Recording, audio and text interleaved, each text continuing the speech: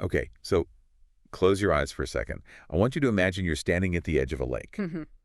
But I'm not talking about the kind of lake you see on a glossy travel brochure or, a beer commercial. No, not that at all.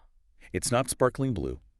It's dark, and it's still, and just incredibly cold. The trees crowd the shoreline like they're, I don't know, trying to push you in. Right. There's no wind, no bird song, just that heavy, oppressive silence that feels less like peace and more like a weight on your chest. Yeah. You are miles from civilization, Yeah. and the water stretching out in front of you looks less like a place to swim and more like a lid, keeping something down. That is a terrifyingly accurate way to set the stage for Bone Lake. And that feeling of unease you're describing, Yeah. it isn't paranoia, it's instinct. We often ignore our gut feelings because we want to be rational. But before we even meet the people whose lives are about to unravel here, we have to understand the ground they're walking on. Or the water they're floating on. Exactly. The sources we're looking at today paint a picture of a place that is just fundamentally wrong. Exactly. And that's the mission for this deep dive. We aren't just recounting a scary story today. We are reconstructing a nightmare to understand the psychology of isolation. And the breaking point of human sanity. We're tracking the events that took place at Bone Lake involving two couples, one house, and a descent into absolute madness. And the context is king here. The locals stay away from Bone Lake for a reason. Oh, yeah. There's the specific piece of lore in the research, a dark stain on the region's history going all the way back to the 1950s. The story goes that an unidentified serial killer used this specific body of water as a disposal site. A dumping ground. For decades, it was effectively a graveyard. Yeah. So when you rent a house here, you aren't just renting a getaway. You're checking into a place that has absorbed decades of violence. Which makes it the absolute last place I would ever want to book a romantic weekend, but that is exactly what our protagonists, Sage and Diego, do. Let's look at them first. On paper, they seem like a solid couple, but the sources hint at a specific dynamic. Sage is the grounded one, the provider. She's just taken on a heavy editing job, specifically to pay the bills so Diego can chase his dream. Right. Diego is the aspiring novelist. And that dynamic is so crucial because it creates this subtle pressure cooker before they even leave the city. Sure. There's love there. I mean, he's brought his grandmother's wedding ring. He plans to propose. But there's also dependency. This weekend is supposed to be a celebration of their future, a release valve for all that stress. A fresh start. Exactly. Diego feels the weight of her support, and he wants to prove himself. He wants this weekend to be perfect to, balance the scales. Yes. So they drive up, the city fades away, roads get narrower, and they finally arrive at this grand, secluded country house. It's beautiful, but in that imposing, sort of creepy way. High ceilings, echoes, shadows in the corners. They walk in, bags in hand, ready to finally exhale. And they find someone else in the kitchen. Yeah. This is the inciting incident, and it's a fascinating study in social psychology, isn't it? It really is. The house has been double booked. Sage and Diego are just standing there, confused, looking at Will and Sin. And Will and Sin are the polar opposite of our protagonists. Totally. They're outgoing, intense, maybe a little too comfortable in the space. They are already treating the house like they own it. And this is the moment where every biological instinct in my body would be screaming, Just get out. run, or at least leave and get a refund. But they don't. Why don't they just turn around? It's the social contract.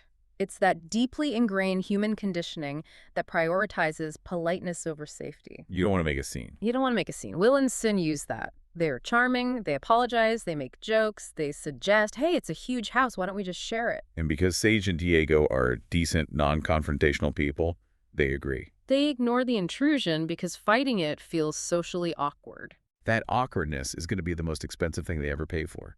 So they settle in. Right. It's weird, sure, but they try to make the best of it. They go swimming in that dark water I mentioned earlier. They cook dinner together. But Will is a strange guy. He starts telling stories over dinner. He brings up that grim history of the lake. Oh, of course he does. He's almost gleeful about it, talking about the bodies that might be under the water right outside their window. He's testing the waters, literally and figuratively. In behavioral psychology, this is called boundary testing. He's introducing fear into a safe space to see how they react. If they laugh it off, he knows he can push further. He's checking for submission. And it's not just the ghost stories. No. Will and Sin start pushing boundaries physically, too. They're a very tactile, overtly sexual couple, and they start directing that energy towards Sage and Diego. It's that frog in boiling water situation. It starts subtle, then it gets overt. Yeah, Will makes comments to Sage about her appearance. Sin gets way too close to Diego, touching his arm, invading his personal space. Aggressive. It's so aggressive, it's uncomfortable. But again, because they've already accepted the shared house dynamic, Sage and Diego feel trapped by their own politeness. They laugh it off nervously, thinking maybe they're just European, maybe they're just open. Right. But the real turning point, the moment where the trap snaps shut, happens late that night. And the house itself becomes an antagonist here. How so? It's full of locked doors. Will and Sin mention they found some of these locked rooms.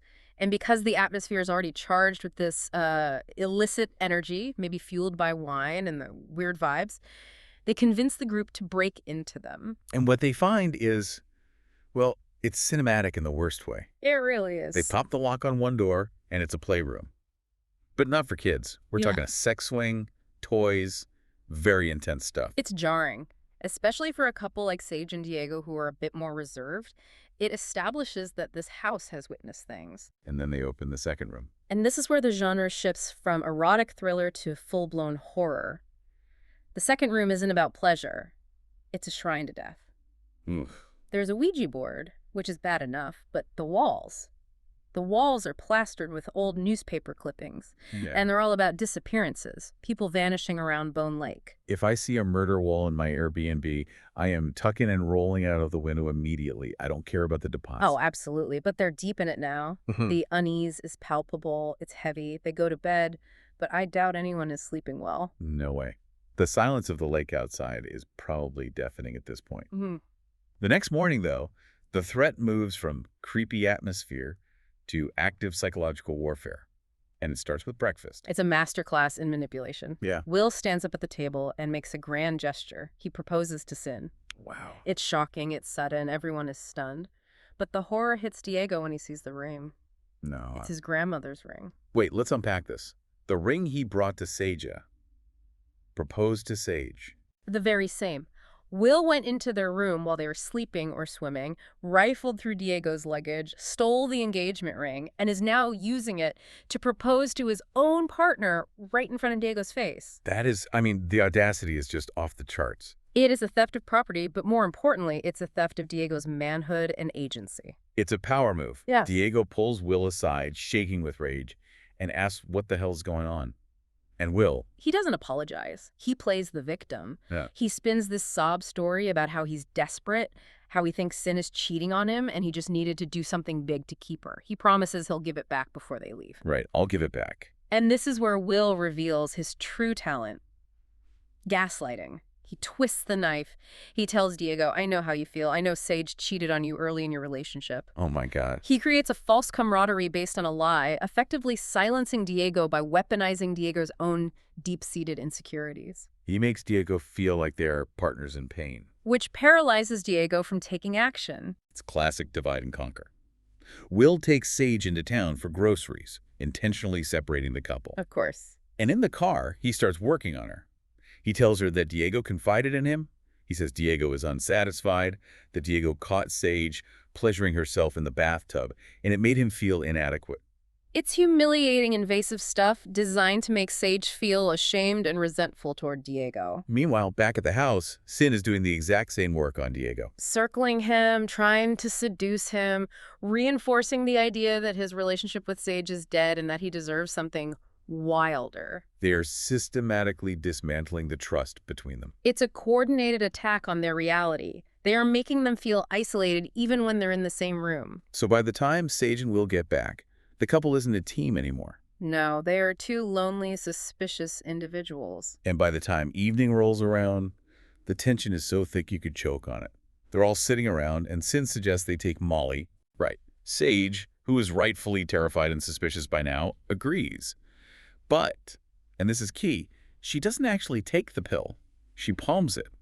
She fakes it. This is the smartest thing Sage does in the entire story. It gives her a tactical advantage. Yeah. By remaining sober while pretending to be under the influence, she can observe without the filter of intoxication.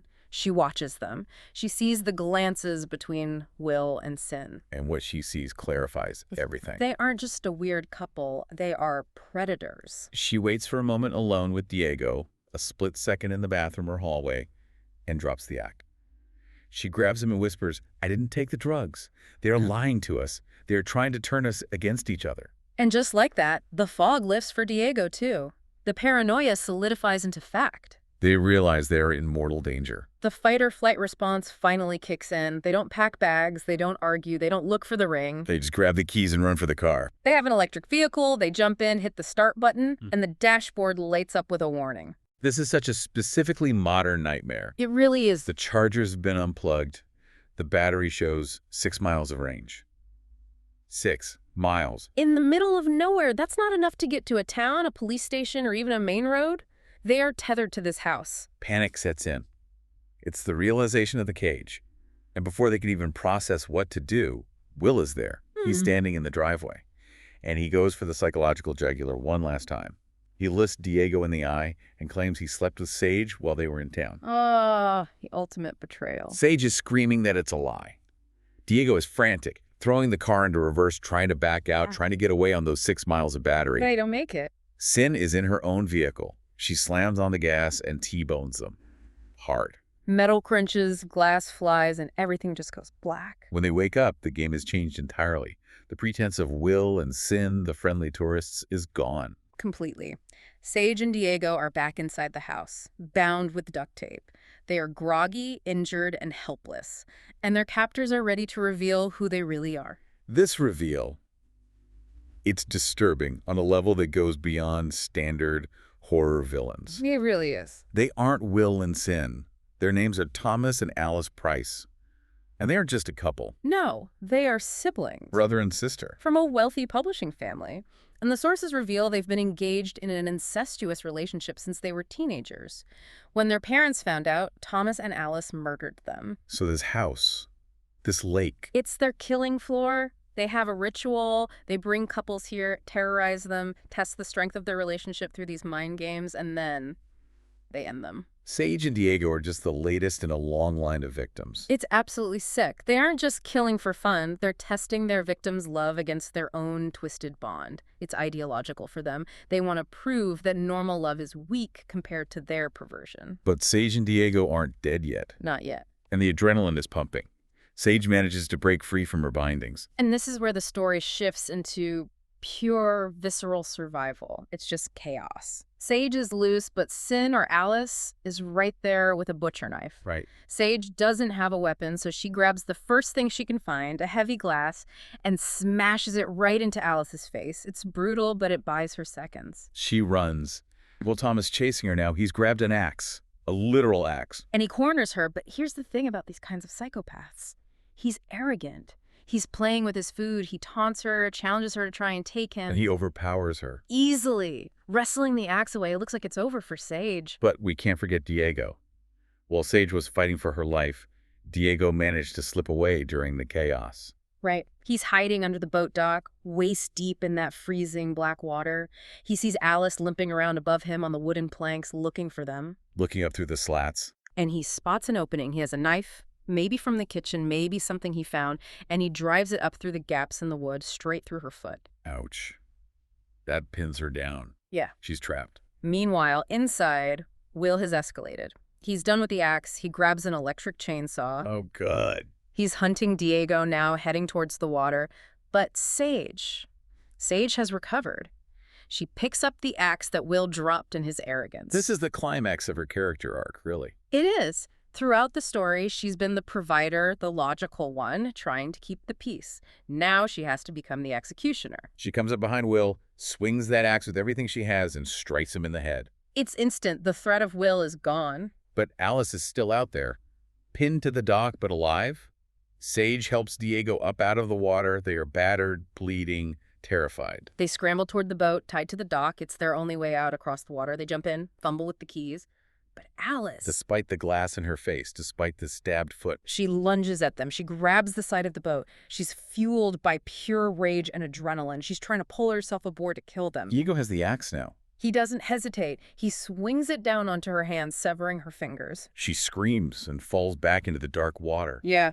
But she's still thrashing, still coming for them. Her long hair, floats out on the surface like seaweed. And Sage finally gets the engine started. She slams it into reverse. And the propeller engages. It catches Alice's hair. And in a gruesome finality, the mechanics of the boat do what the couple couldn't quite finish. It pulls her in. The water turns red. And then silence. The engine hums. The water settles. Will and Alice are dead. Sage and Diego are drifting in the middle of Bone Lake. Alive, but completely broken. They're covered in blood, shaking uncontrollably. The adrenaline is fading, leaving only the horror. And this is where the story leaves us with an image that is harder to shake than the violence. Yeah. Diego looks down at the bottom of the boat. There, amidst the mess, is Alice's severed finger. And on that finger is still his grandmother's ring. Oh, God. The symbolism there is just, it's heavy. The symbol of their love is literally physically attached to the violence they just endured. He picks it up, he slides the ring off the severed finger. And right there, drifting over a graveyard of victims, traumatized beyond belief, he looks at Sage. And he proposes. That is horrifying. Yeah. It's surreal. Why do that then? Why in that moment? It's a trauma response. It's a desperate attempt to reclaim reality, to say, we are still us. But the reaction is what haunts me. What's the reaction? Sage looks at him, looks at the ring, looks at the blood, and they just start laughing. Laughing? Hysterical laughter. It's the sound of minds snapping. It echoes over the water, bouncing off the trees, loud and jagged. It's the realization of the absurdity of their situation, the realization that a proposal, something that should be beautiful, is now grotesque. And then the laughter fades, and they just sit there, staring into the void. The silence of Bone Lake swallows them up again. They survived, sure, but the people they were when they drove up that driveway. Those people are dead. Precisely. They have looked into the abyss, and the abyss looked back and laughed with them. The tragedy isn't just the violence. No, it's that they are now permanently tethered to this horror. That laughter implies they understand the absurdity of trying to be normal ever again. How do you go back to editing manuscripts or writing novels after that? It's a haunting place to leave them, drifting on that black water, miles from shore. It forces us to ask the question, what is the difference between surviving and living? Because what they have left, I'm not sure you can call it a life. It's an existence defined by this moment. Exactly. They are safe, but they aren't free. A terrifying thought to end on. If you're listening to this tonight, maybe double-check that your front door is locked. And if you rent a nice secluded house by a lake. Maybe just check the history books before you check in. And definitely check the closets. Good night, everyone. Sleep well.